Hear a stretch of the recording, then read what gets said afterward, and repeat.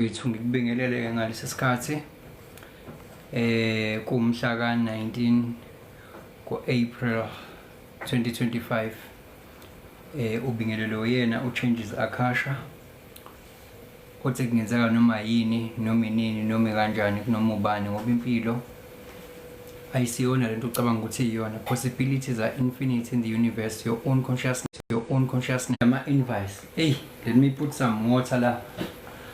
Hey.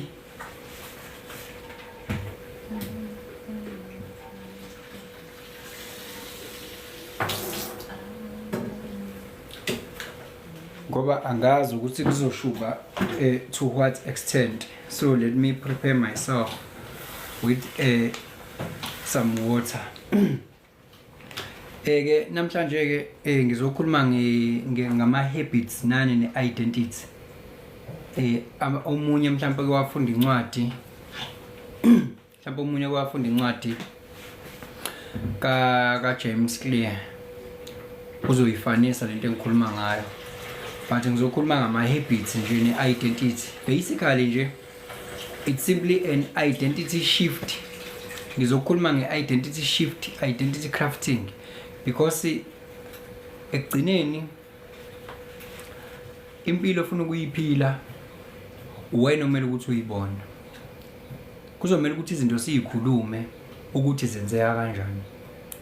Kuzomela ngikuchazele ukuthi i-reality lento oyibonayo, lento oyizwayo, lento oyifilayo, lento ogelayo, lento oyidlayo oyithestayo, it's a delayed reflection of what has already happened on a spiritual domain. I-spiritual domain si-involve u-psychological no spiritual. Lunchbox T. Hi Lunchbox T, ngiyakubingelela, ngiyakwamukela ngane yakwethu ngalesi sikhathi. So ku-unseen guys, ngicabanga ukuthi leli vangeli lokuthi izinto ziqala on a spiritual domain bese ziza on a physical domain. Cabanga lelo vangeli lelo kade waselishunyayezwa lelo vangeli. Cabanga ukuthi nje sekuyingoma nje leyo manje engawuhlukanisa ngisho unyaka. Yes, izinto ziqala on a spiritual domain kuyimazi za on a physical domain. Yabo uma usuka ukhuleka uthi usiphe namhla isinkwa sethu, okay, uthi ayenzeke intando yakho emhlabeni njengasezulwini, yezwa. Obviously uthi wena ayenzeke into physically as spiritually. That's what we are saying. So spiritually ke ku-involve nobani no psychological, angithi yabo, ngoba spiritually u-involve no psychological. U-psychological in between u-physical and spiritual, angithi yabo. So into ifike isuke on a spiritual domain bese iyehla izomanifesta on a psychological domain, yabo, bese kuyima izoza on a physical domain. So ngamanye amazwi umuntu uyi-receiver and a transmitter of energy. Umuntu uyi-transducer, u-receive ama-signal, akhipha ama-signal, a-receive ama-signal, akhipha ama-signal. Iyona nto yenza umuntu leyo. Ama-signal umuntu awa-receivayo uwa-receiver la engqondweni yakhe lawo ma-signals. Lawo ma-signals asuke bese yena yawa-interpreta, bese lento ifika as umcabango kuyena, yabo, ifika as umcabango bese zizwa ngendlela ethile bese ya-acta. Lo muntu uzwe ethi yazi ngihalela igwinya, yabo, uzwele nje wathi usethi yazi ngihalela igwinya. Lento iqale as umcabango, yabo, wacabanga ini ngeke uhalela into ongayazi. Igwinya walivisualize wasethini uyalihalela, lento ayihalelayo uyibiza ngani? Uyibiza ngegwinya. So ke sekune feeling ke, i-feeling iyona yenza ukuthi into yenze njani i-manifest. So just because we are thinking about something every time, it doesn't mean that thing will materialize until wena ube ne-emotional charge kulento ohlezi uyicabanga. I-emotion iyona into eyenza ukuthi into i-manifest. So wena njengoba uzo-receive imicabango, i-electrical signal imicabango, kodwa ama-feelings it's a chemical sekuyi-chemical part leyo yabo, sekune-chemistry involved mase sekukhona nama-feelings, sekuyi-electromagnetic yabo, usuyi-magnetizile for whatever you are thinking about yabo. So you have magnetized yourself because ucabangile, that is an electrical charge, and then wakufila, that is an electrical signal now. So leyo nto ke sekupossible ngale ndlela ukuthi manifest as long as you are going to repeat the process. So lento leyo izogcina njani i-manifesting. So basically that's how the reality is being created. It's all about thoughts, feeling, because the way you think will determine the way you feel, the way you feel will determine the way you act, the way you act will determine the result you see, the result you see will determine the way you think. It's a hypnotic rhythm. So that is why umuntu okuyi-poverty, as long as engazange acabange differently, umuntu okuyi-poverty uzohlezi kwi-poverty because izinto ayibonayo they show nje i-poverty. Izinto ey'phambi kwakhe eze-poverty, zi-reinforce i-poverty mindset ne-scarcity mindset, zimenza feel the same way, enze the same way, abone the same results, a-reinforce, yabo nje, that's a cycle. Kusho ukuthi wena kumele uma ufuna ukushintsha izinto, you want to write the new book, kumele uphikise into eyi-reality njengamanje, uyiphikisa kanjani? Ukuthi lokho engikubonayo manje it's a delayed reflection vele yento edlule. Mina I'm writing the new book now about myself. I am not what I see right now. Mina ngilo muntu lo abangamboni njengamanje, ngilo muntu mina abangamboni njengamanje. Khohle ukubingelela ama-YouTubers sanibone nganza wethu, I am recognizing you. Lo muntu abangamboni, yabona nje ukuthi anginamoto, kodwa mina mangiyibona ngoka, mina ngizibona ngihamba ngemoto and it feels so nice yabo. Uthi okay, mina anginamoto, but every thought I think mean it revolves around misho ngibuke esitolo, ngibuka amawindi, ngibuka icapha engizoyifaka emzini wami, ngibuka yonke into, but ayikho into ekhombisayo ukuthi at some point ngizoba, but I'm convinced it's a faith feeders, it's a faith, strong faith yabona. Kufike kube ne-belief, i-belief uma usuyi-holde enough iyashintsha ibe conviction yabo. Mase i-conviction, that is when now you ayisekho indlela ukuthi ingenzeki lonto. If it is a strong conviction, ayisekho indlela yokuthi lonto leyo ingenzeki, because isisukile from the point ukuba i-belief. Ingqondo yakho mase into isiyi-conviction usuyikholwa ukuthi iyasuka kuba i-belief ibe yiqiniso yabo, ibe yiqiniso ingabe i-belief now. Into ezokwenzeka ingqondo yakho iyashintsha, yenze njani? Yenze into ekuthiwa i-mind filtering, ku-activate lento ekuthiwa i-automatic reticular system, le ezofilterisha izinto lezi wena eziyenza lento ingabe bikho possible, bese ingqondo yakho ibuka izinto ezenza lento icabangayo ukuthi ibe possible kuphela. Ingqondo yenza into ekuthiwa i-mind filtering, izofocusa ey'ntweni ezenza ukuthi ezisupporta le dream yakho. Uzobona nje ukuthi this is, yazi ungathola ukuthi yabo ngaso uqaphele throughout the day, into oyiqaphelile throughout the day iyona into oyibonayo yabo, into nje o-aware of yona throughout the day iyona into oyibonayo. So nawe by the time la engqondweni yakho usube nayo lo muntu ofuna uba uyena, nalezi nofuna uba nazo, the whole identity yalo muntu ofuna uba uyena, ingqondo yakhe iyashintsha ngoba wena usuyakholela ukuthi I am this person now yabo, I am this person now. Kuzoshintsha ngisho ama-habits akho ke manje, ngoba ama-habits akho azo-reflecta lo muntu lo wena othi ufuna uba uyena yabo. Ama-habits kushuthi i-identity iyona esizo-informa ama-habits akho on a daily basis. ulo muntu lo wena one idea ukuthi wena uyena, not even ukuthi ufuna uba uyena, ukuthi wena uyena.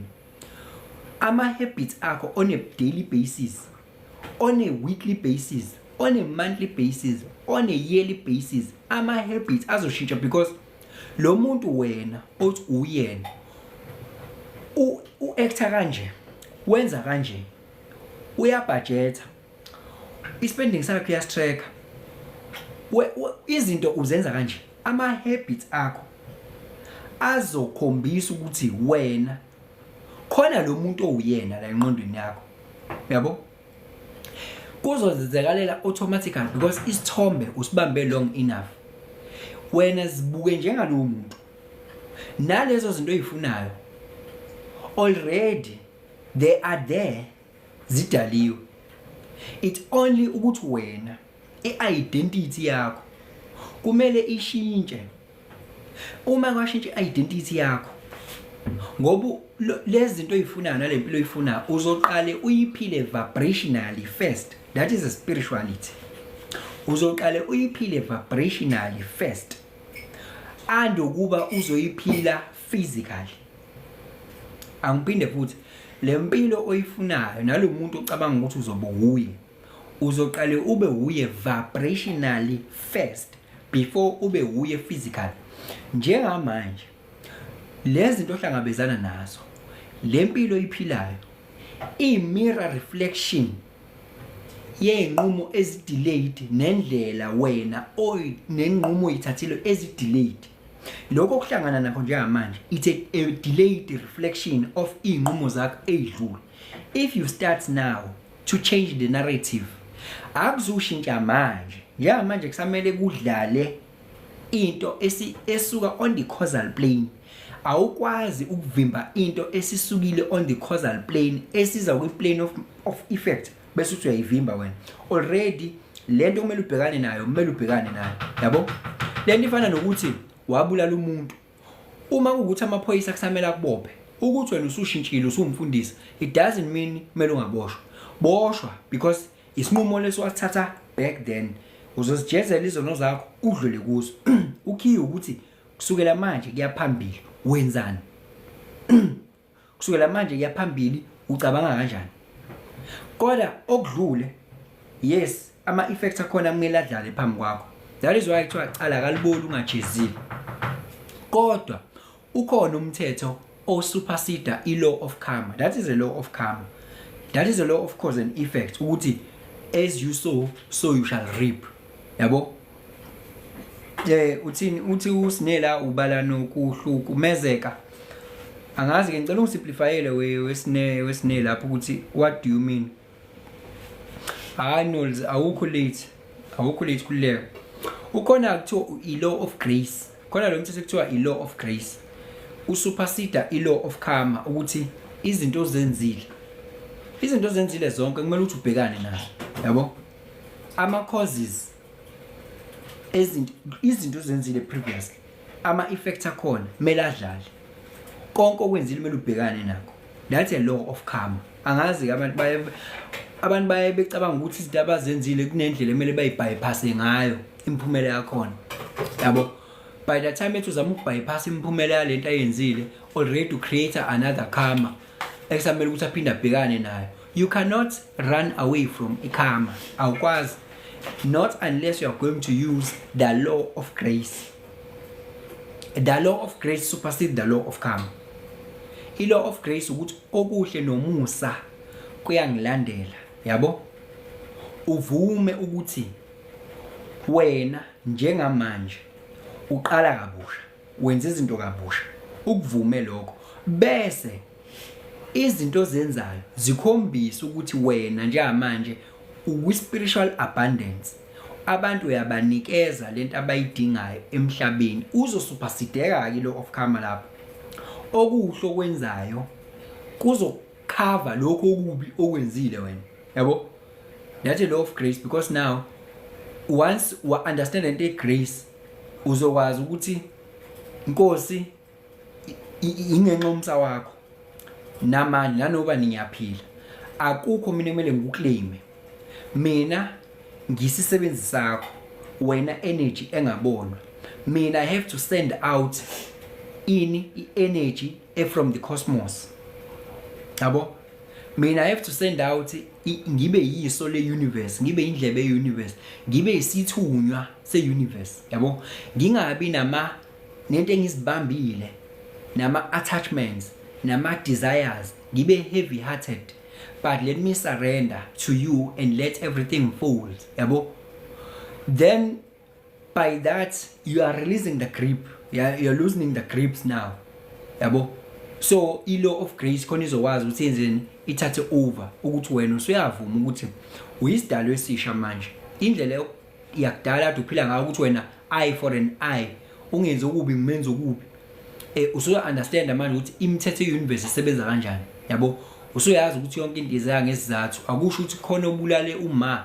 nami ngizombulala khona obulala ingane yami nami ngizombulala khona i-eye for an eye usuyazi ukuthi no lento eyenzekalayo iyenzeka for a reason yabo yenzeka for a reason akekho umuntu engimownayo la mina lento eyenzekalayo nami that is why ukuthi wena ukuthi khona umuntu obulela umfweni wena wambulala nawe awasha amaphoyisa ukuthi wena ububulela umfweni it's fine ngeke sikubophe cha uyaboshwa nawe ungagwetshwa ngisho udilika jele futhi ngeza sokuthini ukuthi lo uzobhekana nekarma yakhe yokubulala umfweni nawe uma ubulala yena ucreator eyakho ikarma ozobhekana nayo wena wedwa so wena kumele uunderstand ukuthi yonke into yenzeka for a divine reason wena uyena uNkulunkulu wena okumele udictate izinto ukuthi kumele zenzeke kanjani wena okwakho ukudlala irole yakho emhlabeni wakho ukhohle ukucontrol ireality ngaphandle ucontrol ireality yakho how you react to things yabo how you engage to life in fact you don't even react eyintweni yabo you respond eyintweni as they come to you yabo so i-law of karma ke iyasupersedwa yini i-law of grace yabo so i-law of grace isupersede law of karma lapho kungakwazi ukuthi izinto azenza ezinye zazo zijampeke zingabe isaplayer out ngale ndlela bezo player out ngayo imphumela ingabe isaba ile ndlela ebizoba yiyona yabo that is the law of grace bese isimo sakho siyaqala siyashintsha ke yabo thank you so much Stu hey guys inama comment enu khona ngizokwazi ukuthi ngikhulume ngizowafunda late niyazwa ama comment enu ngizo engage nawo on a later stage ngitha yizo lona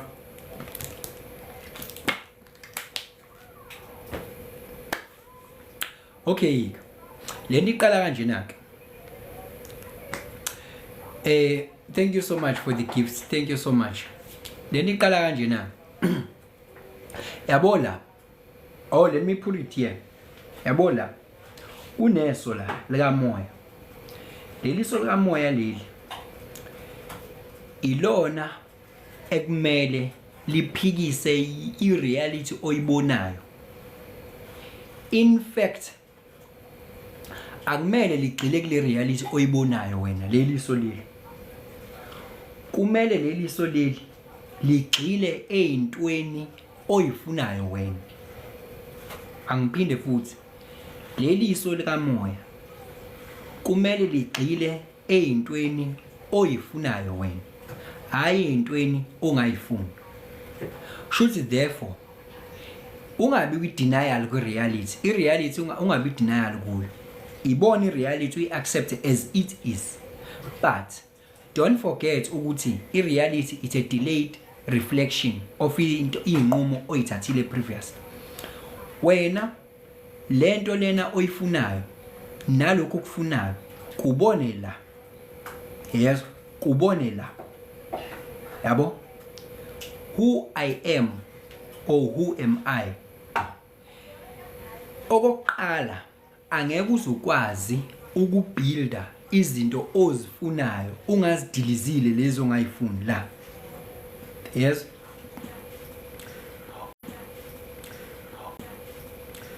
besingaqondile izinto zakho ziyageja mangabe ungasonti izinto zakho ziyageja mangabunga now grade 12 izinto zakho ziyageja, all these beliefs, all these limiting beliefs, vele unama limiting beliefs vele akhona. Ayikho into impossible la ku-universe. Everything is possible depending on your level of consciousness. Everything is possible. So ke wena lokho uthi akukho possible, i-level of consciousness yakho nawe le. So kuqala kumele ukuthi uqale override lezi zinto lezo ozaziyo wena, uzi-override ngento ezintsha. Yes, uqale override lezi zinto ozaziyo wena, uzi-override ngezinto ezintsha first. Okuqala nje wazi ukuthi everything is possible. That is the first thing. Everything is possible. Yabo? That is the first thing. Uma usukwazi ukuthi everything is possible, nakho ke okuqala okumele ukwazi ukuze uvume ukuthi yonke into possible. Nine things ukutshela wona kwi-universe kunama infinite possibilities kwi-quantum field, kwi-space. Ngaso sonke isikhathi wena uma uthatha before uthatha i-decision, ngoba every time we are faced with infinite possibilities, wena before uthatha i-decision kusuke kunama possibilities are infinite.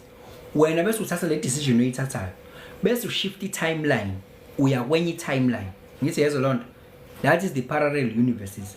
Ushift i-timeline, le timeline enye iyaqhubeka, le enye timeline iyaqhubeka nayo. Kushuthi wena uma wenza i-decision ucollapse i-possibility, ubhekana nale possibility le wena oyiphikile. Yabo? Kushuthi ngamanye amazwi angithi wena ubungathatha isinqumo sokwenza noma yini ngefoni yakho ngalesi sikhathi. Ubungenza noma yini, ubungabuka uYouTube, ubungabuka iDS, ubungenza noma yini ngefoni yakho, ubungafunda incwadi noma, kodwa wena wathatha i-decision yokwenza njani, yokuza la. And njengoba usula i-reality yale decision oyithathile ile yokuthi nje manje uzobuka mina la, angithi yeso. Kodwa ave ukuthi ibingekho enye i-decision obungayithatha. Ubungathatha i-decision yokuWhatsAppa umngane wakho njengamanje. Angithi faced by infinite possibilities, wena wa decide ukuthatha le. Ubungayithatha yokuWhatsAppa umngane wakho. Angithi nale yokuWhatsAppa umngane wakho i-decision obungayithatha nayo ine reality yakhona nayo obuzofacana nayo. Angithi ukushifta kwe-timeline nakho lokho, into obuzoyikhuluma nomngane wakho ibingaze nayifeke kwesinye isigaba. Mhlawumbe nikhulume nomngane wakho nixoxe ngomunye umuntu, mhlawumbe nalo muntu enixoxa ngaye agcine yizwa leyo nto. That is a different timeline.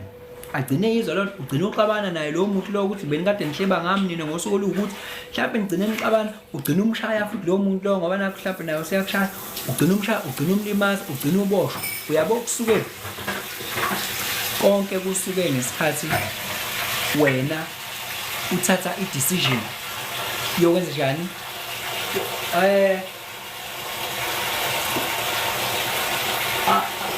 Ufaka ama-headset, amanzi akho they are too much lapho for us la. Angithi wena uthatha i-decision yokuthi uzoza la, uzobuka u-live. Imphumela yalokho ke ile, yabo? And ukuthatha le decision oyithathile in contrary to enye le kade ngisho yokuxoxa mhlawumbe nomngane wakho. Into obuzoyixoxa nomngane wakho bese ngathatha another lifeline zilende somewhere else. Yabo? So that is exactly what I'm talking about uma ngikhuluma ngani ngishifta kwama timelines based on the decision that you make. Wena i-decision oyithathayo usuku collapse ama wave potentials ukuthi ubone lento ozoyibona, experience le reality ozoyi-experience. So kusho ngamanye amazwi kwi-quantum field, kwi-space la exista khona zonke izinto, kwi-universe kukhona lonke uhlobo lwento. Wena nge-decision yakho ocollapse ama wave potentials bese ubona le reality le oyibonayo njengamanje. Angizi lento oyibona njengamanje nale information oyitholayo njengamanje ikhonto ezoyenza kuwena ngoba i-energy khonto ezoyenza kuwena le information yabo uma kukhonto eyenza kuwena kulokho kuzolidela somewhere futhi again we are taking another lifeline and that lifeline umbuzo uthi le lifeline esuke uyithatha isuke ilidela kuphi yabo isuke ilidela kuphi i-decision ne-decision oyithathayo khona la ilidela khona every time ngesikhathi uthatha i-decision nje khona la ilidela khona yabona uwena osewashona ukhona uwena osaboshwa ukhona uwena bonke wena infinite bakhona bonke but wena depending kwi decision oyithathayo at any given point kushifta ama timelines yabona lo wena kukhona la khona owacishe khona washona khona la owakwacishe khona waboshwa kodwa wathatha i-decision yokungahambi ngalendlela wathatha i-decision mhlambe yokungayi nalapho kodwa wathatha enye i-decision lokho kwaqhubeka lokho kwaqhubeka ukuthi wena ukubonanga ngokuba i-decision wayithatha yakwenza washifta kwi-timeline waba kwenye i-timeline but leya timeline yona isuke iqhubeka yizo lonto kodwa wena awusayiboni awusayicollapse into matter so ke nomuntu ofuna ukuba uyena ne-reality ofuna ukuyibona wena ozokwenza lezo zinto ngengqondo yakho yayizo lonto uzoqale ubelieve ama-beliefs wena ozowafaka kuwena iwona kanye lawo azokwenza wenze lezi zinto ozozenza you do as you do because you believe what you believe iwona la ma-beliefs azokwenza wenze ngale ndlela ozokwenza ngayo shuthi ama-beliefs akho iwona azoba attributable to ama-habits akho angithi ama-beliefs iwona azokwenza ama-habits akho ngoba phela you do as you believe angithi you do as you believe so once you believe that way that's what you are going to do and what you are going to do is the result you are going to see so okubalekile wena la engqondweni yakho iba namanye ama-beliefs iba nomuntu ofuna uba uye lo muntu ofuna uba uye uyena lo muntu ofuna uba uye nje kunanina lezi ngoma lezi abayicula abantu abathi ngiyilokho engicabanga ukuthi ngiyikona kodwa uthothi abakuqondile yabona mawuthi wena uyilento ocabanga ukuthi uyiyona kodwa 10% of the time aware ukuthi wena mina I am this uyakhumbula ukuthi i-conscious mind only 10% lokho aware of kona it only makes 10%. The rest is 90%. Shuthi into ongeko aware of zona ngawe zo 90%. And i-reality iphuma from 90%. Yayizwa lonto ayiphumi from 10%. So ngenzeka ukuthi lokho ocanga ukuthi uyikona wena awukona. Yabo? Ngoba lokho ocanga ukuthi uyikona wena ku 10% and i-reality ayakho 10% yakho 90%. Yabo? So ungayikhohlisiki ukuthi lokho engicanga ngiyikona yabo ngeza sokuthini awukakafaki kwi subconscious khona umuntu ocabanga ukuthi yena akalona igwala uyishinga yes khona umuntu ocabanga ukuthi yena unenhliziyo enhle khona umuntu ocabanga ukuthi yena uyabekezela ugood uyitshela into eziningi kodwa i10% of awareness is 10%. Kodwa uma sekufika i-situation ekumele sasikhombise ngayo ukuthi akalona igwala automatically kuvela ubugwala ngesizathu sokuthini ku-90% we-program edlalayo i-program ye-fear yobugwala vele yabo uthi akalona igwala ngo-10% kodwa 90% of the time uyigwala yabo so it only message esehlangene ne-situation ekumele ukuthi a-acte as umuntu ongelona igwala la akuvele khona automatically kuvela ukuthi uyigwala yabo ngesizathu sokuthini lento iyaziphumela from 90% akekho aware of that uthola ukuthi nje usaba ukuriska. Ngimtshela ngithi next asithenge nama shares phela ngale mali yakho, asithenge nama shares nansi research, hamba wenza research nawe bla bla bla bla. Uthi usaba nje ukuthatha u1000 awu invest, usaba ukuthi le mali uzoyiluza ngoba wezwa kuthiwa ama shares ayingozi, wezwa kuthiwa i cryptocurrency ingozi, ama beliefs amenza abe yigwala lawo awafakela. And njengamanje ngoba ngimqhamela nesituation iyamveza ukuthi unefear kanganani when it comes to money, kodwa yena uthini mayesho ukuthi mina ngilona igwala, yabo. But mase kufika isituation ekumele akuvelitha kalona igwala, iyamveza uyilona igwala. Ngoba lokho ukuthi uyilokho athi yena alona igwala ku 10% lokho, and akekho aware futhi 90% ukuthi uyigwala, yabo. Lento ihambe to the point ukuthi athi yena nginaye, sathi umuntu mina nginenhliziyo enhle, mina ngiyabekezela. Lento zonke lezi lazishoyo izinto ezakhu 10%.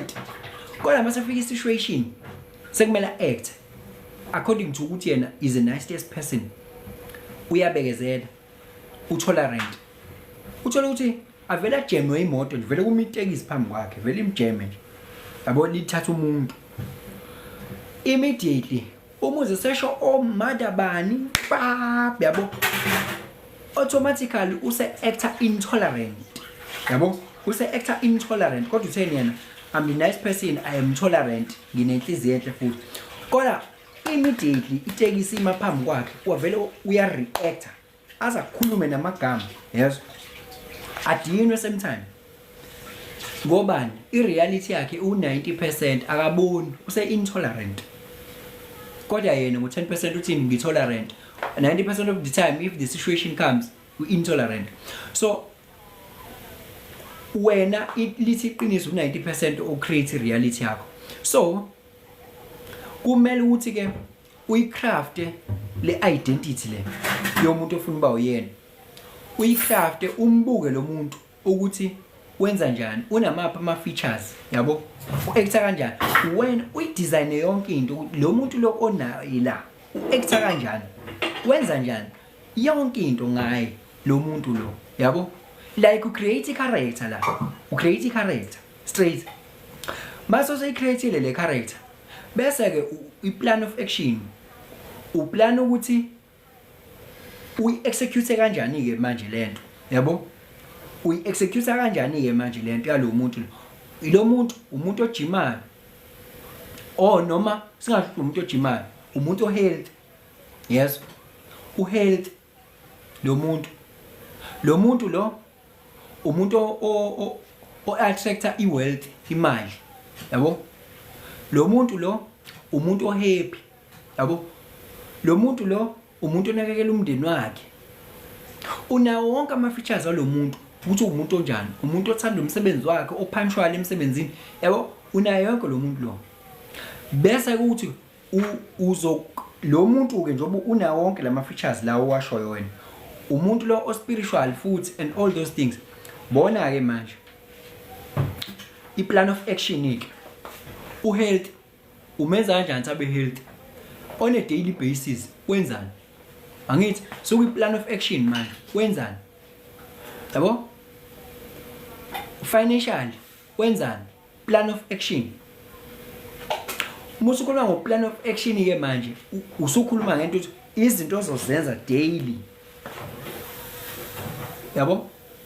Izinto sozozenza daily, yabona izinto sozozenza daily manje izona ezi advocator for lo muntu onayi la wena. Lo muntu akaspend reckless, angithi u financially aware, angithi financially aware. Kwi vicinity finance ngoba financially aware, angithi une financial liberation. Into ezokubeka kwi financial liberation obviously spending sakho kumele ube aware.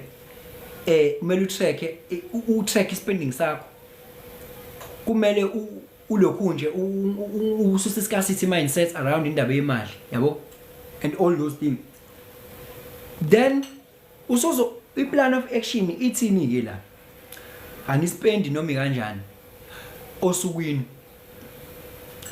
ngiyabuka ukuthi into engiyithengayo ngiyayidinga yini, into engiyidingayo Is this what I want or is what I need? So on a daily basis, thank you. On a daily basis, usuzophila ama-habits akulidela kulowa muntu loya onaye la. Phela mfethu ungadream uzuqede. Udream. Kodwa ungenayo i-plan of action, how are you planning to execute this? Angithi ukuplana kwakho ukuthi how are you planning to execute this, wenza njani uvuka uqhubeka nosuku before yolala wenzani ezilidela kulento kuleyo muntu le uthi ufuna ukuba uyena wena. Yiziphi izinto ozenzayo? Lezo zinto lezo zizoze zi-engraineke uzuzijwayele, zize zingene kwi-subconscious yakho, uzozijwayele uziphila lezo zinto. Ubhalela new story uzoyibona i-reality izoshintsha, ayizokushintsha kodwa ngalesi sikhathi ofuna ngazo wena. I-reality ishintsha mangabe wena izinto othi uyizona zonke sezigcwele ku-90%. In fact, this is the right hand side, right brain hemisphere. Yabo mangabe wena izinto lezo othi uyizona wena, phela into othi uyiyona wena kumele uyiphila ngithi leyo ke mase sigcwele la ku-90% usuyiphupha ngisho ukuyiphupha isi-90% lonto yilapho uzobona khona ke iqala ke ishintsha i-reality yakho. Yabo usuphupha uyiphupha ujima nje, uyiphuphe wenza i-budget nje, uziphuphe nje wenza ama-spiritual practices, uziphuphe ukhuluma ngale ndlela le wena othi uyiyona, uziphuphe ukhuluma lezo zinto ngisho uphendula ngaleyo ndlela leyo. Lento le uthi uyiyona wena isiyangena la, hayi ukuthi uthi wena uyilokhu ufisa ukuba yilokhu. Yabo kuphile phela lokho uthi uyikona, ithi plan of action ekhombisayo wena ukuthi lokho othi uyikona uyakuphila. Lo muntu ofuna uba uyena uzoqala ube uyena vibrational first, ngeke uvele ube uye nje. Ungathi ungaka into yenzayo ekhombisa ukuthi uzoba yiyona lento othi lo ufuna uba yiyo yini ekhombisa, ngoba lo mthetho othi as above so below, as below so above, usho ukuthi lezi zinto ezenziwa yilowa muntu loya ephumelele izinto ozobuzenza wena la ungakaphumeleli ngqo lezo zinto lezo. Mufuna ukufana noPatrice Motsepe, ufuna ufana naye, izinto azenzayo ucabanga ukuthi wena uyazenza, uzoqale nawe uzenze ngqo uzenze kwi-level yakho kuyima nawe ufana naye, uphile njenga ube naye, ube uyeke manje like i-reality yakho ikubona ikukhombisa. Abantu bazobona umuntu oyigulelayo nje, yabo kuwena, kanti wena unaye lo muntu la, unaye lo muntu engqondweni yakho. So uyayihekwa kanjalo i-reality. Ngeke mfethu ukuthi ungakenzi ngisho into eyodwa eyenziwa yilo muntu uthi ufuna uba uyena, ungenzi ngisho into eyodwa bese uthi wena uzoba uyena kanjani. As above so below phela, as below so above. Bese ngifunda ama-comment enu ke lawo. Sinobuza ukuthi nokuhlukumezeka kuyi-delayed physical manifestation. Nakho neliswa. Yes, nakho lokho kade kubuzwa sine nakho futhi. Ayikho into eza physical ingasukanga ku spiritual, nakho ukuhlukumezeka nayo it's delayed. Khumbule phela ukuthi ezinye izinto kungangaba yikarma yakule lifetime, kungaba yikarma ye lifetime ongayazi wena. Yabo awukwazi ukuyi-tracker ikarma. Into kumele ukuthi uyamukele wena ukuthi lento yenzekala ukufanele ukuthi yenzeke. Ngeke iziyenzeke into kungamele yenzeke, ayenzeki inhlobo sidalo, ayenzeki la under this universe, ayenzeki into engamele yenzeke. Wena kwakho nje ukuthi uvume ukuthi lento yenzekalayo ngoba isiyenzekile bekumele ukuthi yenzeke, bengeke iziyenzeke bekungamele yenzeke. Ayenze kwi-universe akwenzi, akuhambi kanjalo.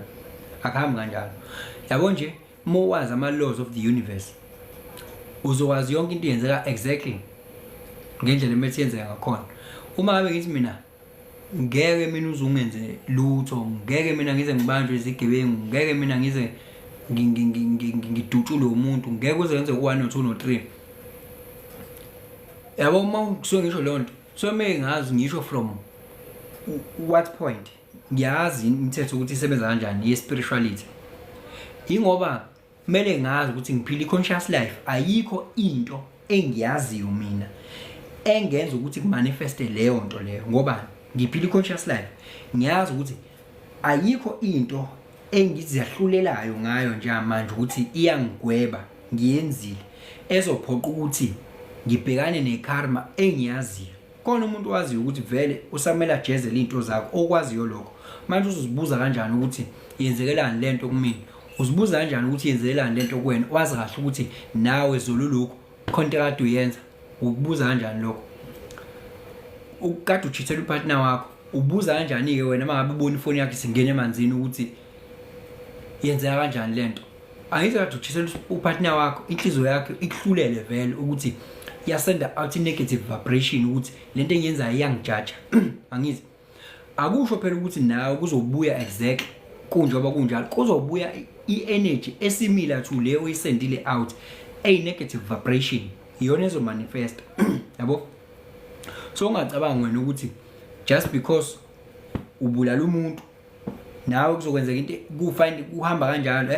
Kungabulawa wena, kubulawa ingane yakho, ngangabulawa wena kwenza ngenzeka noma yipi energy ezo resonate nalento oyenzile. Yabo, so na ngekwazi ukuyitracker ikarma, kodwa ikhona ikarma oyaziyo nawe ukuthi uzobhekana nayo, ikhona ikarma ongayazi, ongekho aware of yona, akuzomela ukuthi ubhekane nayo, ongekho aware of yona. Ngobani? Mhlambe uhlobelana kuthiwa isanchita karma, ikarma engayona yale current lifetime.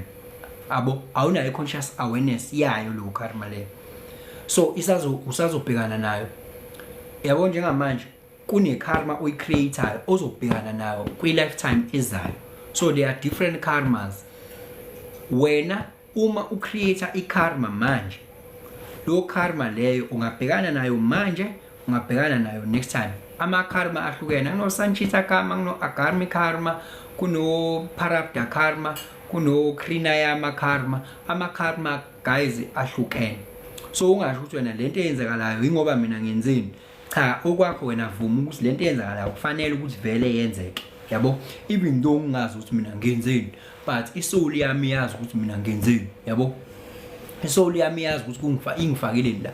Naye ikarma akusiyona isishawo noma isijezo. Cha, i-energy nje, ukubuya kwe-energy back nje to the source, hayi ukuthi isijezo. And lo energy mibuya wena okwakho ukuthatha ama-lessons kuyona rather than ukulokhu question, ngoba lokho ngeke ukusize. Kuzokwenza ukuthi ucreate another karma futhi, uzoba kwi-hypnotic rhythm, uzoba trapped kahle kwi-hypnotic rhythm yani ye-negative life. Ulokhu question angabe wena uyafunda ama-lesson from that karma, you go on. Ngoba njoba yenzeka nje asikho isidingo sokuthi uyibuze, yenzeka ngoba sekufanele vele ukuthi yenzeke. Yayizo lonto ukube kungamele yenzeke bingekuyenzeka, uyicrossa kanjani into yenzeka la manje? Uyicrossa kanjani? Ngoba nakho isiyenzekile. Uma kuthiwa nje njengamanje ngivele ngigingqike nemoto, nayo imoto isigingqikile, ngizosho kanjani ukuthi manje bengamele ukuthi igingqike? Nayo isigingqikile nje. Mina okwami ukufunda la, yini eyenza ukuthi imoto izigingqike, yini eyenza ukuthi izigingqike imoto. I have to take a lesson from that. Mhlambe khona engikubonayo okuyicause, I have to take a note. Yabo, ikhona into esuke izokutshela ukuthi cishe umoya wakho uyakhuluma nawe uthi cishe. Yabo, uma ukuthi umoya wakho ukhuluma nawe ayikho into oyibonayo, then it is what it is. But then uzohamba uyohlola izinyanga vele konke ezokutshela yona. Yabo, konke ezokutshela yona wena